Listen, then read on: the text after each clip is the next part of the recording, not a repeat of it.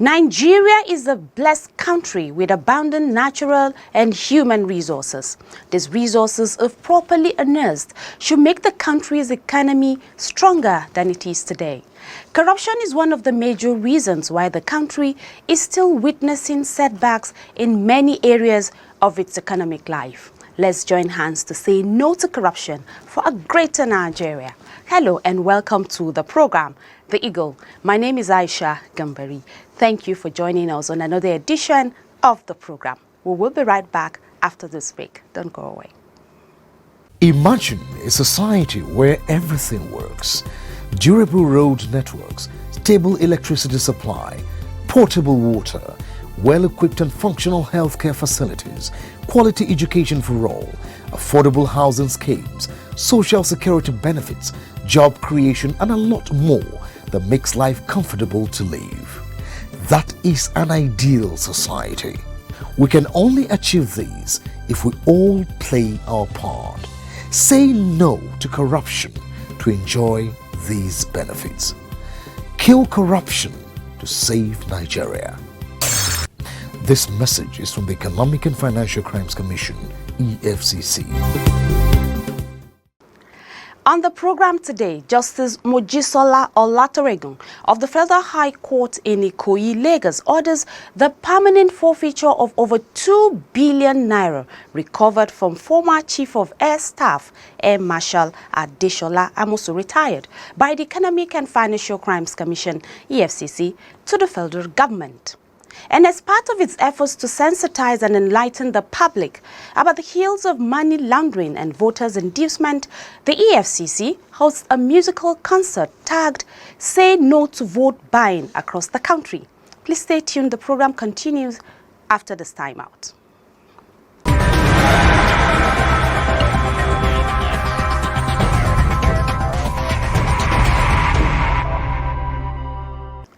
We begin the program today with a report on the just concluded musical concert organized by the EFCC across Nigeria in order to sensitize and enlighten the public about the ills of voters' buying and voters' inducement. The Abuja part of the concert held at the Unity Fountain, where various artists and musicians displayed to the delight of everyone present. Rolake Odofin Jalayemi has more on activities at the concert and other events organized by the Commission. Over to you, Rolake. The Abuja concert, which was organized in partnership with Olarewaju Torisheju, popular comedian fondly referred to as Ambassador Wahala, provided a rare opportunity for the EFCC to use music, comedy and drama to engage the public on the dangers of selling their votes. Nigeria, are you ready? Africa, are you ready? Oh yeah, let's go! Bosa, bosa, bosa, bosa, bosa, bosa, bosa, bosa, bosa, bosa. Make una shout EFCC. EFCC. Now we go dance. So una know why we need to dance? No. Some of them know they ready. Some of them know they ready. No, say Baba God dead, they faithful to Nigeria. Featuring various up-and-coming acts, including comedians, participants, including the young and the old who gathered at the venue, were thrilled to exciting music and funfare, all laid with the important messages against vote buying and selling. I can hear you sing. Africa is no more. Everybody. We that grow, we that grow, we that grow. Hey, and sleep that we that grow.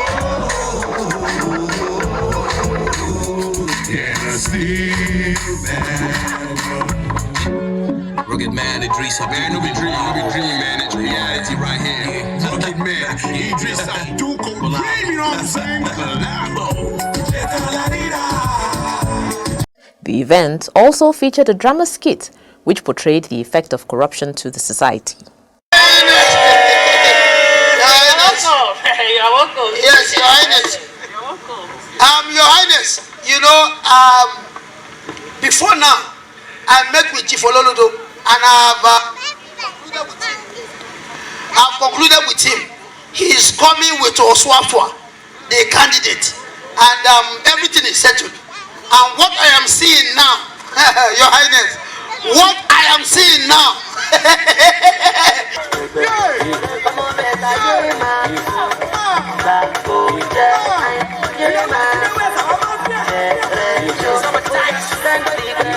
Your Highness,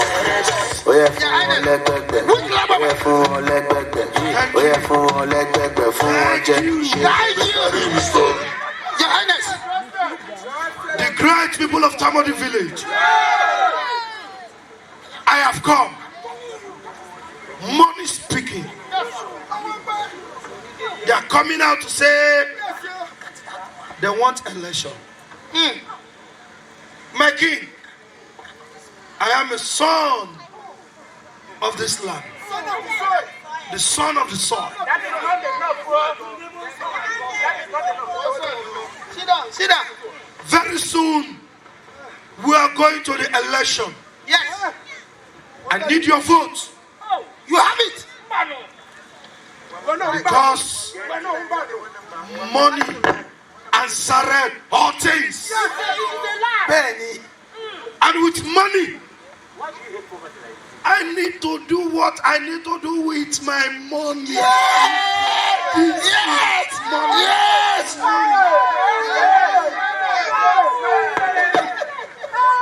Your Highness! Your Highness! If it is like this, how do you think your life will be when we vote me? You will be battling with money. Even at this point, some people want to steal your money. Your Excellency. I have the money.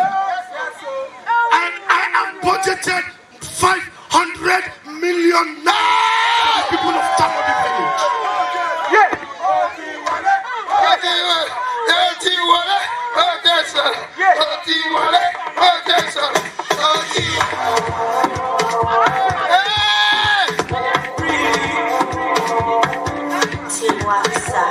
According to Ibrahim Magu, acting chairman of the commission, who was represented by Aisha Gambari, a staff of the EFCC Public Affairs Directorate, the issue of vote buying has become a menace which has to be immediately tackled.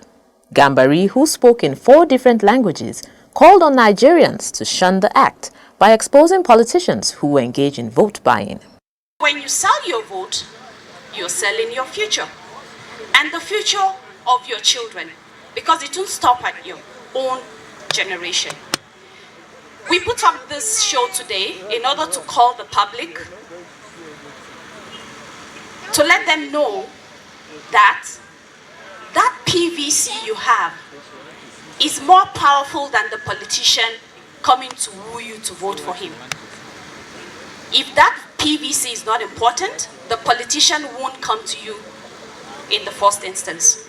So if you have a PVC, you're above the politician who is wooing you to vote for him, meaning you even have power more than he does. So use the PVC to tell the politician that the power you have is above his own, and so you will not sell your power for peanuts. Please, we're calling on you, calling on all Nigerian youth. We are the future of this country, and it's important for us to safeguard the future of this country.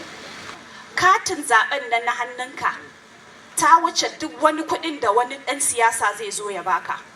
Sabida idan ba ta da ƙarfi ne ɗan siyasa ba zai neme ka ba ya ce yana son katin nan, ka bashi akan ya bashi ka kuɗi. Nawa ne zai baka? 5,000, 10,000 kuɗin banza? Me za ka yi da shi? Idan ka ba da zabenka akan a baka kuɗi, to billahi lazi gara ba sa kai da gobanka. Kuma idan kai gara ba sa da gobanka, ba za ka iya samun bayan nan ba. Muna kiran ku duk matasan ƙasar nan, zaɓe ta kusa.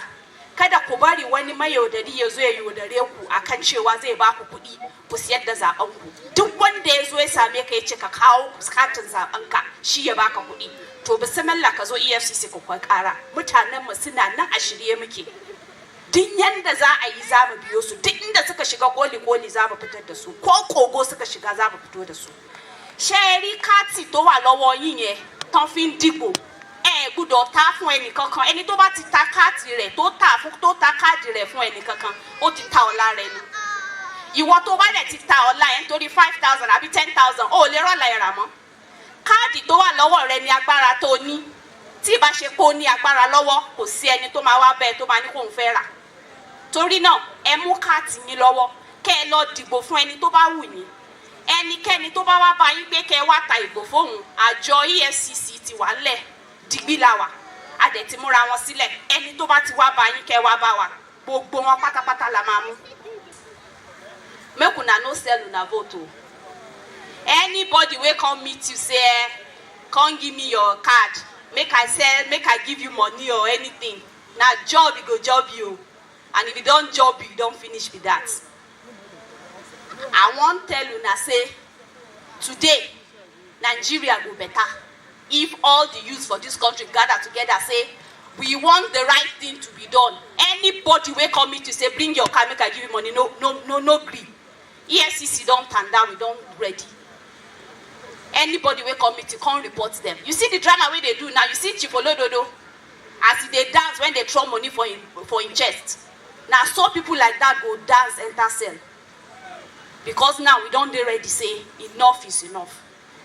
I beg my Igbo people, make una no vex. I for speak Igbo, but the time where I suppose learn, I run comot for class. I hope so una go pardon me.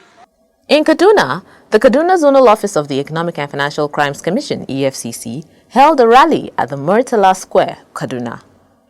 The rally, which began with a road walk from the venue of the event en route Ali Akilu Road as early as 8:30 a.m., was organized by the EFCC in collaboration with grassroots corruption fighters, Independent Electoral Commission, INEC, and the National Orientation Agency, NOA. Ibrahim Magu, acting EFCC chairman, represented by Osita Nwaja, Director, EFCC's Public Affairs, said the issue of vote buying has become a serious one, especially as it relates to money laundering activities. Magu urged the electorate not to sell their votes, stressing that it is their right and that the permanent voter's card is their future. Ask the Nigerian people to demand their rights from the elected people, demand their rights from those who are seeking to get into public office. So that is the aspect that EFCC is emphasizing now. In his address, Chairman Independent Electoral Commission, INEC, Professor Mahmoud Yakubu, who was represented by Muhammad Awal Mashi, encouraged the electorate not to be induced by politicians and not to sell their votes. The national coordinator, Grassroots Corruption Fighters, Mubarak Umar, while calling on the youth to fight against vote buying, said selling off their votes restrict them from exercising the rights they have as voters.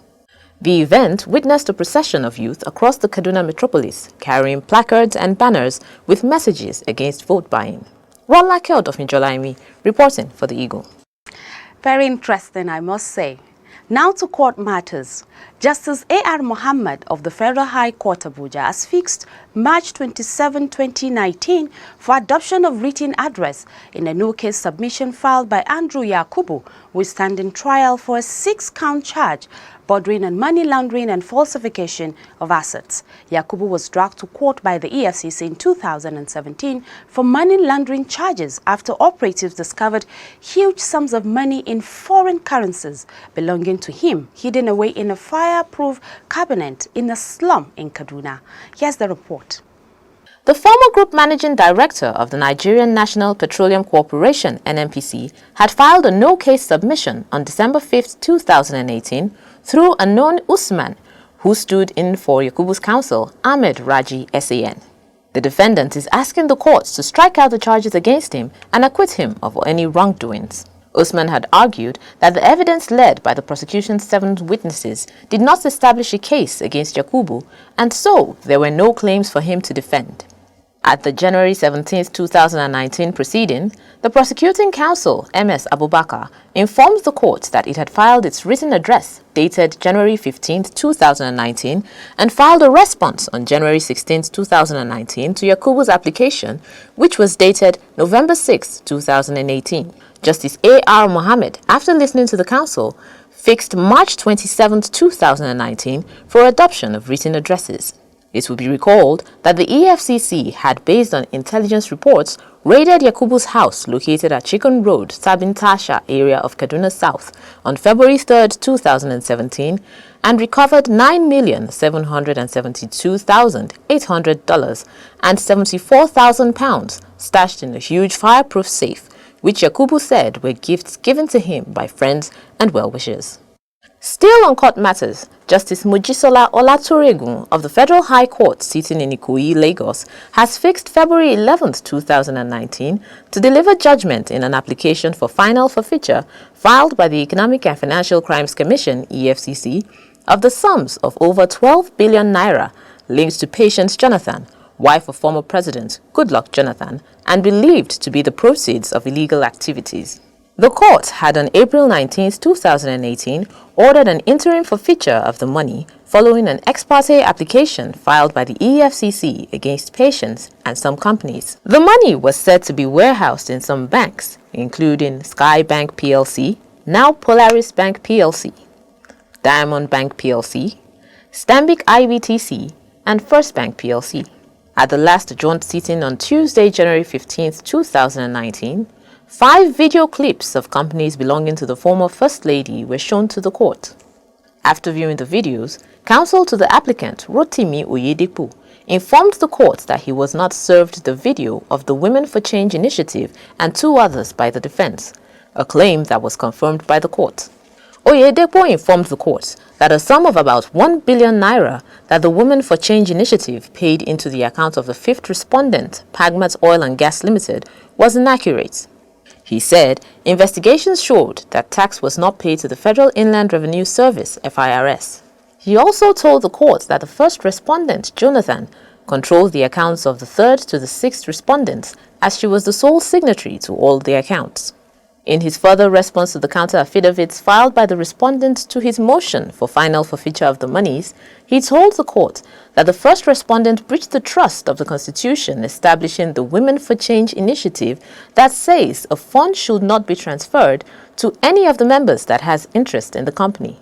He therefore urged the court not to strike out paragraphs 9 to 12 of his further response affidavit. In her short ruling, Justice Olatoregun allowed the further affidavit filed by the applicant, stating that she had found no reason why those paragraphs should be expunged. Justice Olatoregun thereafter fixed February 11, 2019 to deliver judgment.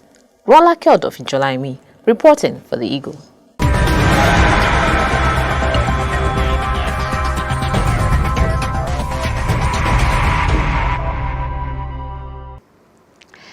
Thank you for staying tuned. You're still watching the program, The Eagle, coming to you from the stables of the Economic and Financial Crimes Commission, EFCC. Please don't forget to follow the EFCC via its social media handle @official EFCC. Still on asset forfeiture, Justice Mojisola Olatoregun of the Federal High Court in Ikoyi, Lagos, has ordered the permanent forfeiture of over 2 billion naira recovered from a former Chief of Air Staff, Air Marshal Adeshola Amusun, retired by the Economic and Financial Crimes Commission, EFCC, to the federal government of Nigeria. Amusu was dragged to court by the EFCC following his involvement in the alleged $2.1 billion arms procurement fraud. Zainab Sani Ahmed has more on this report. The sum of 190,828,978 naira 50 kobo recovered from Air Commodore Olugbenga Gbadebo, a former Director of Finance and Budget, Nigerian Air Force, NAF, who is standing trial along with Amosu for a $2.1 billion arms deal fraud, was also ordered to be forfeited to the federal government. Also forfeited was the sum of 101 million naira recovered from Solomon Enterprises, a company linked to Amosu. The court had in 2018 ordered a temporary forfeiture of the monies to the federal government following an ex parte application filed by the EFCC. Justice Olateregun had also directed the EFCC publishes the interim forfeiture order in the Punch and the Nation's newspaper for the respondents or anyone interested in the funds to show cause, while they should not be permanently forfeited to the federal government. Following the publication of the interim forfeiture order in the newspapers, the EFCC had applied to the court seeking the final forfeiture of the various sums of money. Ruling on the application, Justice Olateregun held that, and I quote, "Upon examination of the two applications asking that the interim orders to be set aside, dated July 28, 2018, from the first respondent and the interested party, I found no reason to set aside the orders. The applications are hereby dismissed. The only conclusion I can reach is that the funds are proceeds of a lawful activity. The affidavit disclosed no reason why the order of final forfeiture should not be made." End of quote. Justice Olateregun ordered that the forfeited funds should be paid into the federal government treasury single account within 14 days and that the EFCC filed an affidavit to show compliance. The judge also rejected the argument of the defense counsel that the 28.8 billion naira fraud charge against Amosu and others are still pending before the court and that the forfeiture order will foist a fiat compliance. The judge also rejected the argument of the defense counsel that the 22.8 billion naira fraud charge against Amosu and others are still pending before the court and that the forfeiture order will foist a fiat compliance on their clients should they not be found guilty. Justice Olateregun, however, said the forfeiture proceedings were an action in rem and a non-conviction-based forfeiture. The judge further held that the requirements of the two proceedings are different and distinct, and that the case on forfeiture can go in the face of the criminal proceedings. In the forfeiture proceedings, evidential burden shifts to the respondents to prove that they obtained the money lawfully, which they failed to do, said the trial judge. Still on arms procurement fraud cases, Justice Okon Agbang of the Federal High Court Abuja has adjourned the alleged 3.9 billion naira fraud case involving a former Chief of Defense Staff, late Air Chief Marshal Alex Badi, to February 26, 2019 to enable parties know how to proceed with regards to the defense of Iyalekan Nigeria Limited, a company with whom he was standing trial. Badi, who was killed on December 18, 2018 by yet-to-be-identified gunmen along the Kefi Abuja Road on his way from his farm in Nasarawa State, was expected to open his defense on January 16, 2019. The EFCC had closed its case against him and the company on October 23, 2018, after calling 21 witnesses. At the resumed sitting on January 16, 2019, Badi's counsel, Akin Olujimi, SAN, informed the court about the death of his client. Describing his mother as a shock, Olujimi said that the unfortunate incident deprived late Badi the opportunity to let the world know that he did not commit the offense with which he was charged. He thereafter applied for an adjournment pending the burial of the deceased and informed the court that the prosecution and defense teams are making arrangements to meet regarding how to proceed with the matter. Counsel for the company, St. Olugun Orisha, SAN, aligned himself with the submission of Olujimi and further appealed that the matter be adjourned to a later date as a mark of honor for the late Badi. Prosecuting counsel O.A. Otolagbe also expressed his condolence. According to him, though the demise of the first defendant was public knowledge, but that the court, being a court of record, should be furnished with a death certificate of the deceased. He further urged the court to discountenance the submission of Olujimi in respect of the first defendant's ability to disprove the allegation against him, stating that the submission was unnecessary given the circumstances. While not raising any objection to the application for adjournment, Otolokwe confirmed that moves had been made towards setting up a meeting between both parties to decide in which direction the case will go. He, however, said that it was impractical to hinge the next adjournment on Badi's burial, noting that Olujimi had not indicated when the burial was likely to take place. Arguing against the need for a death certificate, Olujimi cited the case of Osafile versus Odi, 1990, Case 2, NLWR PT 137, however, submitted that in such a matter of public knowledge, which the court itself as a member of a community is aware of, there is no need for any evidence. The court will simply take judicial notice of the matter. After the argument, Justice Agbang held, and I quote, "In this instance, it is not necessary for the counsel to the first defendant to tender a death certificate because of the death of the first defendant is public knowledge and the court is aware. It is not in dispute that the first defendant is dead. He was humble and peaceful. He would always stand waiting in the dock until the court would order him to sit. He attended proceedings at all times and always present in time. He never asked for frivolous applications or wasted the court's time, compelling at all times with the court's rule. May his soul rest in peace." End of quote. I'm Zainab Sani Ahmed, reporting for the Eagle.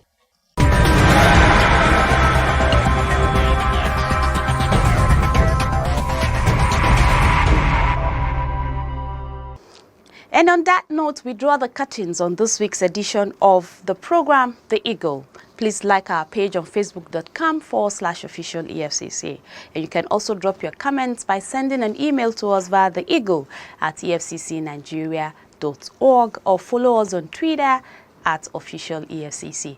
And if you have missed any part of this program or other activities of the EFCC and you wish to catch up on that, please go to youtube.com/official EFCC. Thank you for watching. My name is Aisha Gambari. Let's do this again next week. And until then, God bless Nigeria.